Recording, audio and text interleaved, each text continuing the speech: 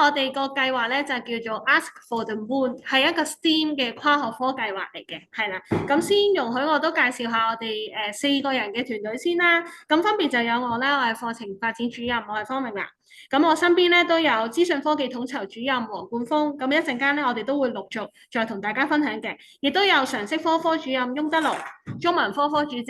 盧子謙嘅，係啦。咁我哋四個人咧喺學校入邊咧都合作無間啦，進行咗好多唔同嘅跨學科活動嘅。喺學校入面咧，我哋都多次合作，咁包括一啲課程發展啦，同埋各類型嘅活動。咁大家咧都可以見到我哋有唔同嘅活動喺學校進行啦。咁我哋每個人都有自己嘅專長，亦都咧緊守自己嘅崗位啦。咁去希望可以喺課程發展上邊咧做到更多嘅。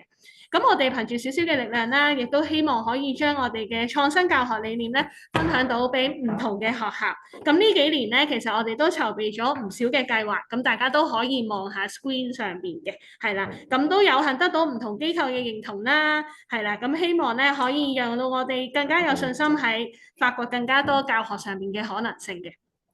咁接住落嚟嘅時間咧，我哋都會分唔同嘅部分，咁詳細去介紹一下我哋今次嘅計劃內容。咁就由我先從學教評嘅意念簡介開始講起嘅。咁我哋今次嘅計劃咧係一個跨學科嘅學習課程嚟嘅。咁藉住呢個計劃咧，我哋希望讓到學生敢想敢創，令到佢哋原本覺得遙不可及嘅事情咧，都係有機會成真嘅。我哋希望藉住呢個計劃咧，亦都可以配合香港教育發展嘅趨勢啦，利用 STEAM 教育發展出一套校本具有特色嘅課程。咁喺各項嘅價值觀教育入邊咧，其實都應該以中華文化為主導啦。咁我哋都參考咗教育局嘅一啲課程文件，而我哋今次嘅計劃咧，結合咗優良嘅中華傳統，咁我哋就用咗非遺文化雜作燈啦，希望咧可以藉此加強到學生嘅價值觀教育，亦都咧提升佢哋嘅國民身份認同嘅。咁另外我哋咧喺成個計劃入邊咧，都利用咗 design thinking 設計思維去提升學生唔同方面嘅能力，為未來咧能夠好好裝備自己嘅。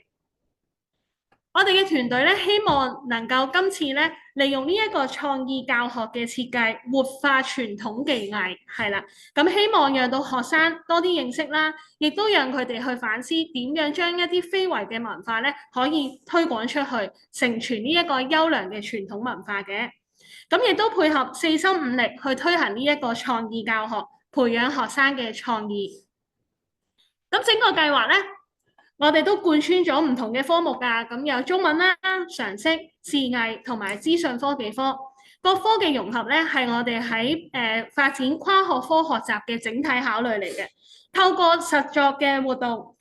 包括編程啦、習作等等，我哋都希望能夠各科咧做到自然聯繫、有機結合，並且咧讓到涉及嘅科目能夠環環緊扣。讓到學生學習到各科嘅知識，並且咧可以喺佢哋嘅生活上邊咧靈活運用嘅。接住落嚟咧，我會交俾翁 Sir 講下第二部分。好，大家好，我係聖若瑟小學嘅翁 Sir 啊。好，咁我咧而家講講咧，我哋成個計劃嘅構思過程係點樣啦？咁其實我哋學校咧多年嚟咧都參與唔同院校同埋政府部門嘅推動傳統文化嘅計劃啦，同埋活動嘅。咁但係我哋咧都礙於呢個預算所限啦，我哋都自行咧嘗試咧透過利用呢一個嘅主題咧去申請唔同嘅優質教育基金等資助啦，慢慢認識到唔同咧各種具特色嘅傳統文化嘅，特別喺香港一啲嘅特色嘅傳統文化啦。我哋意識到咧，好多國家嘅傳統嘅工藝咧，我哋國家嘅傳統工藝咧，都好值得保留嘅。咁所以我哋就利用呢個嘅 STEAM 教育啦、價值觀教育啦，同埋各科嘅專業知識咧，積極開發一啲同 STEAM 知識同傳統文化相關嘅 STEAM 活動課程啦。而且我哋都認為我哋嘅學生喺學習傳統技藝咧，可以幫助佢哋加強認識國家啦，同埋培養佢哋良好嘅品德嘅。咁經過多年嘅教學經驗啦，我哋不斷優化相關嘅教學嘅。係啦，咁我哋團隊亦都認為咧，傳統嘅技藝咧，加上創意教學同埋 design thinking 等教學理論咧，可以提升咧學生嘅創意啦，亦可以藉此咧推廣咧傳統一舉兩得。所以學校咧都就創意教學四心五力咧，積極咁樣去揾唔同嘅資料啦，將四心五力嘅精髓咧滲入喺日常嘅教學入邊啦，等學生咧可以進展佢哋嘅所長嘅。好，咁然之後我哋講下我哋學校嘅教學策略啦。學校咧利用咗一個跨學科嘅專題形式啦，將中文啦、常識啦、資訊科技啦同埋視藝科等專業知識咧串連起嚟嘅，同埋為咗配合四心五力，我哋喺各科教學流程入邊咧，亦都加入相關嘅元素嘅。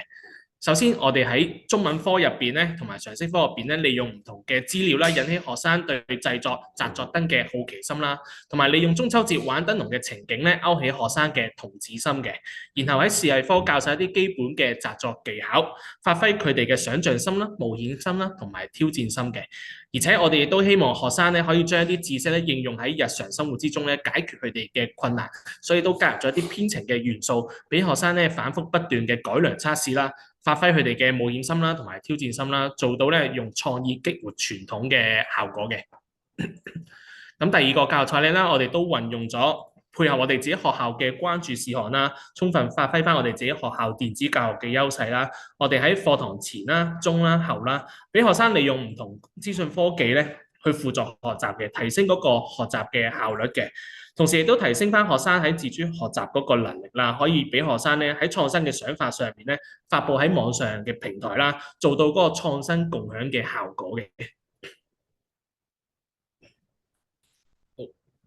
咁第三啦，就係傳統嘅工藝咧，講求呢個工多藝熟啦，實作嘅操練嘅。我哋透過教授學生基本嘅紮作技巧啦，等學生可以自己去發揮啦，創造一個獨一無二嘅紮作燈啦，充分發揮四心五力嘅精髓嘅。咁最後啦，咁我哋為咗照顧唔同嘅學習需要啦，咁我哋都開發咗一啲多元化嘅學習材料啦，譬如我哋將一啲教材電子化啦，亦都製作咗一啲精美嘅學習小冊子啦，亦都提供咗好多唔同網上嘅分享平台啦，亦都為此咧去實地製作咗一個 VR 紮作嘅工場啦，俾學生咧可以透過虛擬實境嘅模式咧去了解紮作工場嘅運作啦。好，咁我哋點解提供咁多元嘅學習材料咧？其實都希望學生可以從多角度啦、多方面啦去認識傳統啦，等佢哋喺創意上面有更多嘅發揮嘅。咁接下來就交俾黃冠峰主任咧分享佢嘅教學過程啦。好，大家好，咁我係黃冠峰主任啦，咁就主要負責學校嘅 IT 嘅，咁講一講我哋成個嘅教學嘅過程啦。咁其實主要咧，我哋先會從常識科同埋中文科去引入去令到學生咧去知道咧究竟點解會做呢一個嘅紮作燈嘅傳統啦，點解我哋要去做紮作燈啦，然後一路去到咧就會資訊科技科同埋視藝科會一齊去教學生點樣去製作呢一個嘅紮作燈嘅。咁喺中文科方面咧，同埋常識科方面咧，咁其實咧就可以激發同學仔嘅好奇心啦，因為佢哋覺得好得意喎，點解會有紮作燈呢樣嘢咧？中秋節嘅起源係點樣嘅咧？咁就會透過一啲閱讀啦，同埋分析紮作燈相關嘅篇章，咁學生就要需要去閱讀嘅。咁另外咧，亦都頭先翁 Sir 都講咗，因為翁 Sir 去咗許家雄師傅嗰邊嘅紮作嘅場地，咁因為嗰個場地都唔係隨便可以俾人去參觀嘅，咁所以學生可以透過 VR 呢一個嘅虛擬實境去睇翻原來咧一個工場係點樣嘅咁亦都學生需要去做一啲嘅小組討論啦，去討論下究竟呢一個非遺文化嘅重要性係點樣嘅咧？學生嘅敏覺力同埋變通力都要運用得到嘅。咁由於呢一個嘅紮作燈等於其實佢哋嘅燈籠嚟㗎嘛，咁其實燈籠佢哋喺細個嘅時候已經開始去玩㗎啦，咁其實咧就可以引發同學仔嘅童子心嘅。咁去到視藝科，去到真係去紮作㗎啦，咁就先學咗佢哋嘅4大嘅基本嘅技巧啦，紮撲寫裝呢4樣嘢啦咁佢哋會覺得好得意嘅。咁亦都咧需要咧佢哋係親身去製作，亦都要去觀察個骨架究竟係點樣嘅，去探索呢啲竹篾咧係點樣可以去黏合黐埋佢。咁佢哋需要咧去察覺啦，去敏覺力啦，亦都要去可能佢紮得唔好喎，點樣可以改進咧？亦都運用咗佢哋嘅精進力。咁亦都咧，由於每一個嘅紮作燈係獨一無二嘅，其實係佢哋有獨創嘅力喺裏邊嘅。咁啊，去到資訊科技科，我哋融合咗因為紮作燈係一個比較傳統文化啦。咁然後點樣我哋可以再俾一啲新嘅嘢去活化成個嘅紮作燈咧？我哋就加咗 micro bit 同 robot bit。咁啊學生咧就可以運用一個編程去製作出佢哋嘅獨一無二嘅一個嘅紮作燈。咁由於咧每一個嘅紮作燈咧都會唔同，或者佢心裏邊嗰個紮作燈咧，可能個着燈嘅方式啊，點樣令到啲燈去着啊，其實咧都係佢哋會有一個獨創嘅能力，同埋點樣去改進佢嗰個嘅紮作燈，點樣去做嗰個編程，咁同埋佢哋需要去反覆去測試點解會咁樣着，點解會出現咗問題咧？佢哋要喺個編程裏邊去到做刪減啊、修改咁樣，所以佢哋需要花啲時間去處理呢一部分嘅。係啦，咁啊，去到第四部分嘅實踐成效咧，就交俾盧 Sir 啦。好，大家好，我係聖若瑟小學嘅盧志謙老師啦。咁接住落嚟咧，我會講下今次我哋活動嘅實踐成效。咁我哋喺成個嘅活動嘅過程當中咧，我哋見到咧，其實嘅個成效係好正面啦。呢個都係令到我哋團隊咧非常之高興嘅。我哋完成咗成個教學流程之後咧，訪問咗咧多位學生嘅睇法啦。參與嘅同學咧都認為咧，佢哋喺活動當中咧能夠透過咧創意去實踐自己嘅想法啦，提升咗佢哋嘅成就感啦。同時咧，當佢哋面對困難同埋挑戰嘅時候咧，佢哋往往咧